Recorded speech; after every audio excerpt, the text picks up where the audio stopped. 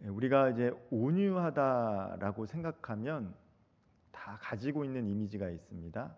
좀 착하고 좀 부드럽고 순하고 그렇기 때문에 때로는 좀 연약해 보이고 유약해 보일 이미지를 갖고 있는 사람을 우리는 이제 온유하다라고 생각하기가 참 쉽습니다. 예수님께서도 나는 온유한 자다라고 얘기하셨습니다. 그래서 예수님의 이 초상화나 이런 걸 보면 영화를 보면 예수님 매우 잘생기시고 또 이렇게 부드럽게 묘사가 되곤 하지요. 그러나 우리가 성경을 통해서 예수 그리스도의 생애를 자세히 묵상해 보면 예수님은 그렇게 우리가 생각하는 이미지와는 다를 수 있다라는 것입니다. 이 성경에서 예수님께서 이제 목수, 이 테크논이라고 해서 더 정확하게는 이제 돌을 다듬어서 무엇인가를 만드는 직업을 가지셨는데 아마도 육체의 노동을 했기 때문에 매우 마르셨지만 강인한 인상을 가지셨을 것 같고 이 창기들과 함께 다녔다라는 것은 어떤 것입니까? 그들과 쉽게 대화하면서 끼어들을 수 있었던 사람이라면 아마 얌전하고 조용한 사람이라기보다는 활달하고 그들과 함께 대화할 수 있을 호방한 성격을 갖지 아니하면 그런 여자들과 함께 식탁 자리에서 식사하기는 참 어렵지 않을까 생각을 해봅니다.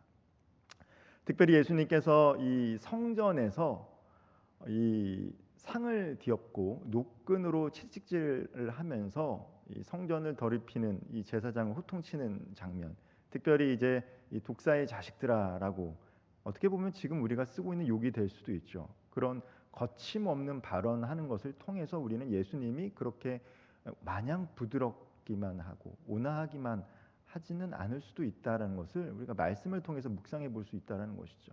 그런데 오늘 예수님께서는 온유한 자가 특별히 땅을 기업으로 받을 것이다라는 이 축복의 말씀을 하고 계십니다. 복되도다 온유한 자여라고 이렇게 말씀하고 있는 것이죠. NIV 영어 성경을 찾아보면요, 이 온유라는 단어를 이제 미크라고 해서 우리가 흔히 생각하고 있는 온순한 사람, 온유한 사람, 그러니까 우리 개역개정도 이제 온유한 사람으로 이렇게 번역을 했는데 이 프라우스라고 하는 이 헬라어를 언어를 이렇게 찾아보니까요, 이게 마냥 온순한 게 아니에요. 이 고대 사람들이 이 단어를 썼을 때는 어떻게 썼냐? 길들여지지 않는 야생마를 이 고삐를 주어서 훈련 받아서 비로소 온순해진 상태를 얘기해요. 즉 원래는 매우 야생적인 원초적인 힘을 갖고 있던 사람이 훈련과 교육을 받아서 길들여져서 주인의 손에 통제된 상태, 순종적인 상태, 그것을 이제 여기서 쓰는 이제 온유함이다라는 표현을 쓰고 있습니다. 실제로 이 단어를 썼을 때 온유한 사람, 온순한 사람은 어떻게 보면 매우 거칠 수 있는 사람이지만 주인에게 있어서는 잘 통제가 되는 사람을 의미합니다. 말이나 동물들 의미하는 것이죠. 즉 오늘 말씀에서 온유한 자라라고 하는 것은 잘 훈련된 야상마 같이 자신의 인생의 모든 능력과 생각과 힘을 오직 성령의 인도하심을 받으면서 살아가는 사람이라고 할 수 있을 거예요. 그냥 마냥 착한 사람, 말 잘 듣는 사람, 순종적인 사람이 아니라 하나님께 붙들려서 하나님의 손에 이끌림을 받아서 온전히 순종적으로 살아가는 사람을 의미합니다. 즉 출생 때부터 지니고 있는 유하고 따뜻하고 부드러운 성품이 아니라 하나님의 뜻에 맡기고 기다릴 수 있도록 훈련되어져서 갖춰진 성품이 온유함을 의미하는 것입니다. 그 대표적인 사람이 누구일까요? 우리 성경에 보면 모세라는 사람이 나옵니다. 이 모세가 이집트의 왕자로서 얼마나 이 혈기가 많았어요.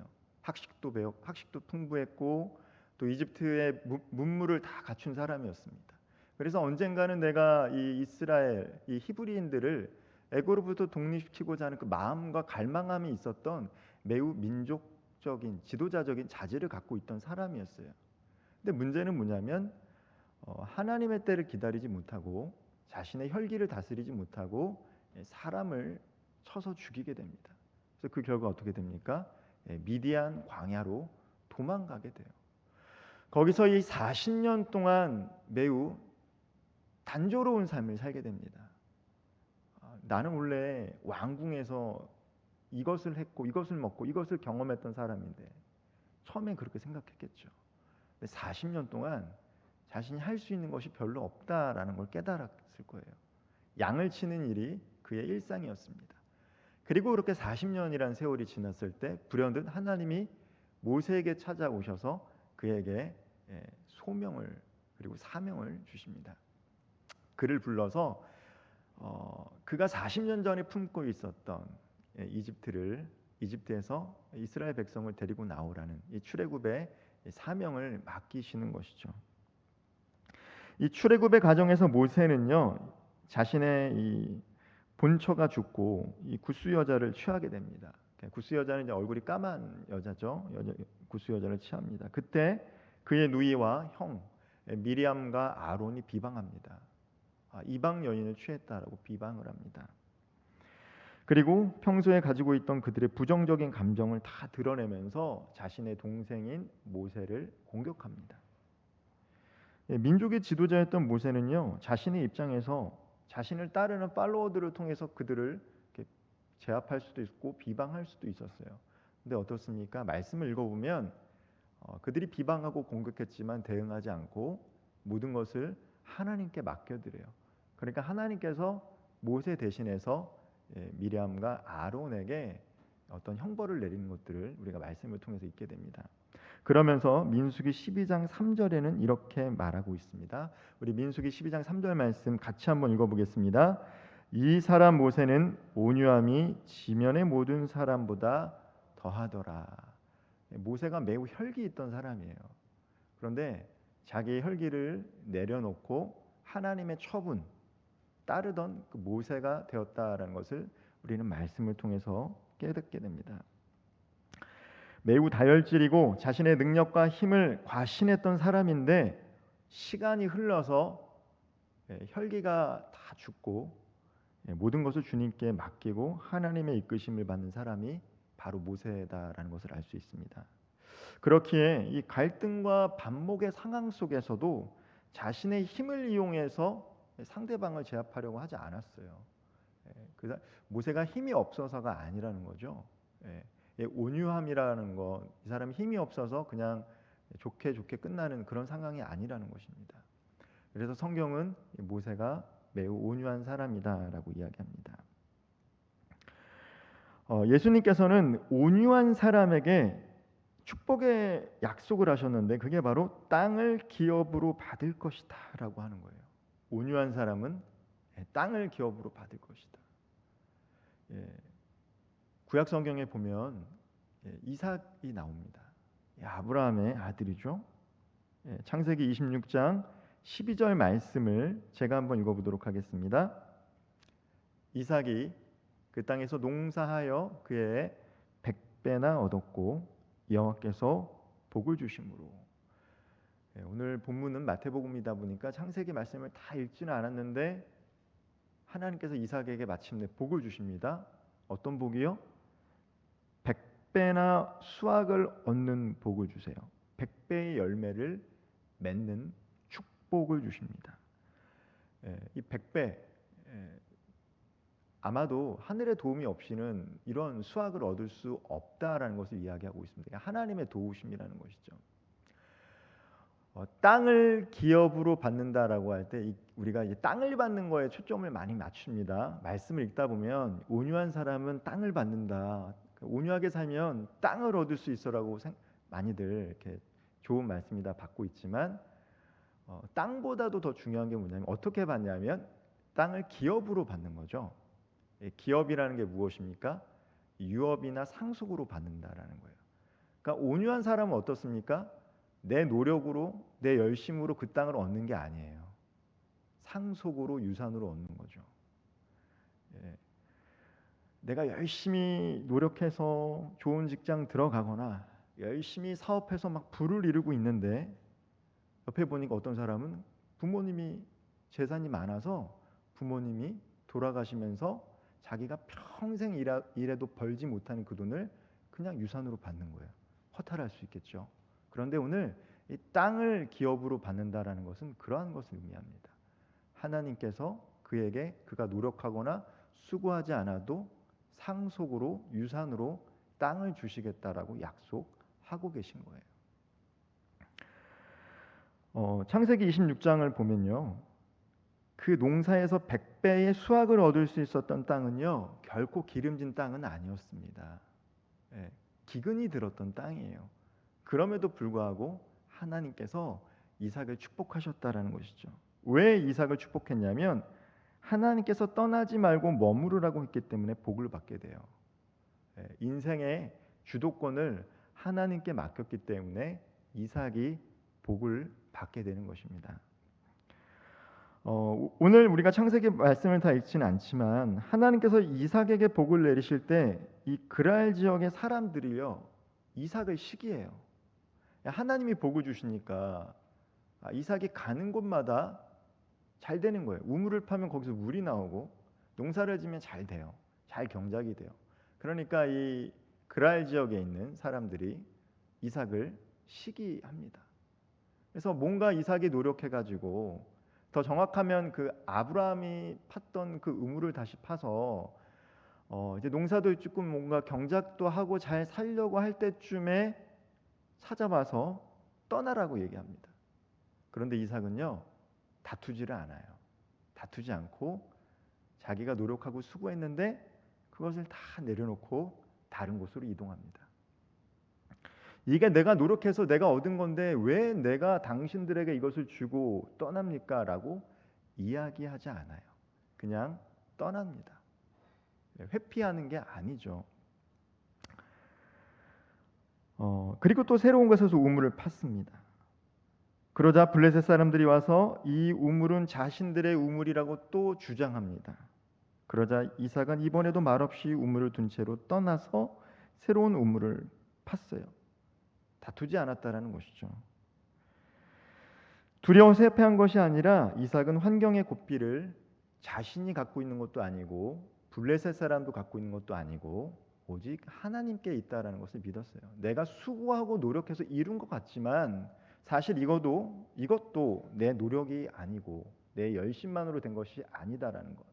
그리고 블레셋 사람들이 그것을 취한다 할지라도 그것을 줄 수 있는 것은 결국 하나님께서 내 삶을 인도하시고 주관하신다라는 믿음이 있었기 때문에 다투거나 갈등을 일으키지 않았다라는 거예요. 내가 어떤 사람인데 내가 왜 이뤄야 되는데 라고 생각하지 않았어요. 그저 자리를 옮겼을 뿐입니다. 그러자 어떠한 일이 일어납니까? 우리 창세기 26장 28절과 29절 말씀 같이 한번 읽어보도록 하겠습니다. 그들이 이르되 여호와께서 너와 함께 계심을 우리가 분명히 보았으므로 우리 사이 곧 우리와 너 사이에 맹세하여 너와 계약을 맺으리라 말하였으라. 너는 우리를 해하지 말라. 이는 우리가 너를 범하지 아니하고 선한 일만 내게 행하며 내가 평안히 가게 하였음이니라. 이제 너는 여호와께 복을 받은 자니라. 이삭을 박해하고 이삭에게 이것이 자기의 것이라고 주장했던 사람들이 이삭이 반목하지 않고 갈등을 일으키지 않고 그냥 하나님의 인도하심대로 여기 있다 저기로 떠나고 저기 있다 저기로 떠나자 어떻게 됩니까? 이삭이 복을 받는 것은 그의 삶 가운데 하나님이 함께 하고 계시는구나 라는 것들을 보게 되는 것입니다. 그래서 하나님을 알지 못하는 사람들이 이삭에게 찾아와 당신의 하나님이 당신과 함께 하시고 당신의 삶 가운데 복을 주시니 이제 우리가 계약을 맺자, 평화 협정 조약을 맺자라고 이야기하고 있는 것이에요. 어떻습니까? 이 다윗이 이야기하는 것처럼 원수들의 목전에서 하나님께서 기름을 부으시고 상을 베풀어 주시는 것이 이삭의 삶 가운데 나타나고 있는 것이죠. 온유함이라는 것, 그냥 힘이 약해서 화를 내지 못하는 그런 유약한 성격이 아니에요. 온유함은요, 피할 수 없는 갈등과 긴장의 상황 속에서도 모든 것을 주님의 손에 맡겼기 때문에 다투거나 반목하는 것이 아니라 오히려 묵묵히 참고 기다리고 때로는 자신을 핍박하고 박해했던 사람들이 손을 내밀었을 때 그 손까지도 잡아줄 수 있는 능력을 가진 성품을 의미합니다. 부당한 것에 대해 내가 화를 낼 수 있고 다툴 수 있지만 그러한 것들을 내려놓는 것, 우리에게 찾아오는 그런 외부의 자극을 내가 다 받아들이는 것이 아니라 말씀과 기도로 이겨내면서 하나님께서 원하시는 말과 행동을 하는 사람이 바로 온유한 사람이다라고 할 수 있습니다. 그런데 이렇게 온유함을 갖고 살아가면 손해를 보는 것 같아요. 이삭도 처음에 손해를 봤습니다. 내가 시간 들이고 에너지 들여서 우물 파고 경작해서 뭔가 좀 이제 잃어보려고 했는데 옆에서 시기하고 질투하고 떠나라고 하니까 떠날 수밖에 없죠. 그런데 어떻습니까? 결국에는 하나님께서 그의 삶 가운데 그가 수고한 것보다 더 많게 100배의 열매를 맺을 수 있는 축복을 주신 것입니다. 이삭이 잘나거나 열심히 해서 얻은 것이 아니라 전적으로 하나님의 손에 이끌림 받는 삶을 살다 보니 그러한 복을 얻게 되는 것입니다.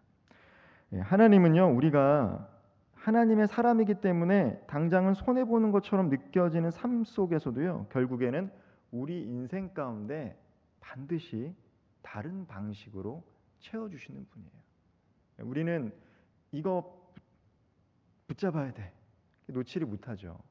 그런데 이걸 놓는다고 해서 하나님 다시 이것을 주시는 게 아니라 다른 것들을 통해서 하나님이 우리 삶 가운데 더 좋은 것으로 채워주신다라는 거예요.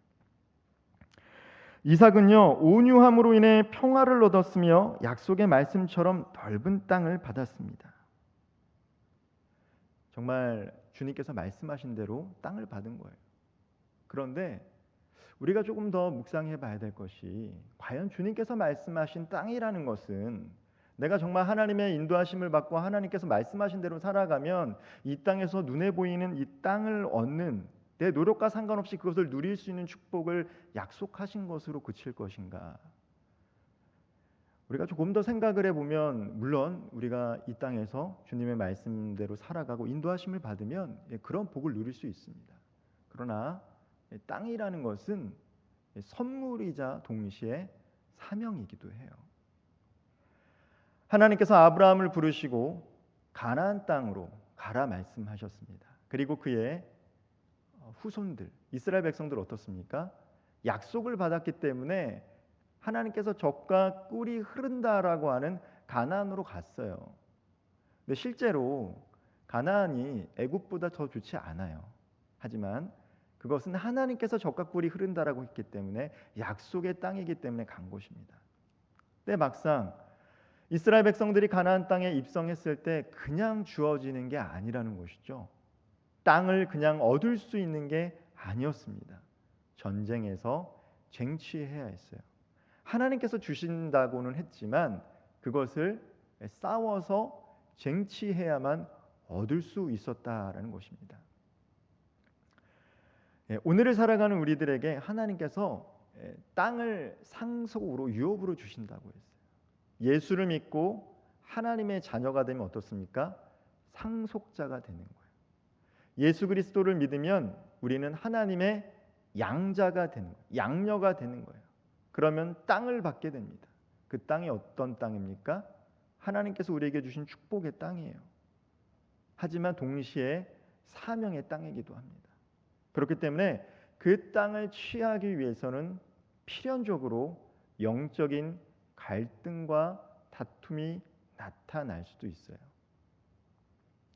우리가 하나님의 말씀대로 삶을 살아가려다 하다 보면 이삭이 그 지역에서, 블레셋 땅 지역에서 농사를 짓고 살아갔던 것처럼 우리가 그렇게 삶을 살아가다 보면 하나님의 영이 없는 사람들이 와서 우리를 갈등하게 하고 반목하게 할 때가 온다라는 거예요. 근데 어떻습니까? 이삭처럼 하나님의 온전한 인도하심을 받고 회피하는 것이 아니라 하나님께서 그렇게 하라고 말씀하셨기 때문에 그러한 삶을 살아가게 될 때 결국 그러한 사람들이 하나님께서 말씀하신 영적인 땅, 축복의 땅을 상속자로, 유업자로 받게 된다는 것이죠. 하나님께서는 이스라엘 백성을 선택하신 것처럼 오늘 저와 우리 성도님들을 예수 그리스도를 통해서 하나님의 자녀 삼아 주셨습니다. 예, 복을 주신 거예요. 동시에 우리에게 사명도 허락하셨습니다. 무엇입니까? 아직 하나님의 다스림을 받지 못하는 사람들, 하나님을 알지 못하는 사람들에게 복음을 증거하라는 사명을 주신 것이죠. 그것이 복이 될 수도 있고 동시에 사명이 될 수도 있는 것입니다. 그런데 우리가 이 땅을 살아가면서 우리 있는 그대로 삶을 살아가다 보면 우리의 혈기에 의해서 하나님 나라와 상관없는 삶을 살아갈 수 있다는 것이죠. 예수님께서 잡히시던 밤에 대제사장 말고가 예수님을 잡으려고 하자 어떡합니까? 베드로가 칼을 꺼내 들어서 그 말고의 귀를 잘라버립니다. 예수님께서 막으시죠. 그런 방식으로는 하나님의 나라가 오지도 이를 수도 없기 때문입니다. 모세처럼 혈기를 부리게 되면 어떻게 됩니까? 당장은 내가 이긴 것 같고 당장은 내가 뭔가 이익을 취할 수 있지만 그러한 모습으로는 하나님의 유업, 하나님의 땅을 이룰 수가 없다라는 것입니다. 오직 하나님의 말씀에 순종해서 혈기가 아니라 성령의 인도하심을 받을 때 이 영적인 싸움에서 승리하며 하나님께서 우리들에게 주신 약속의 땅을 확장하는 삶을 살아갈 수가 있게 되는 것이죠. 그리고 그 축복과 사명을 온전히 누릴 수 있는 비결이 바로 오늘 함께 말씀을 나눈 것처럼 온유함입니다.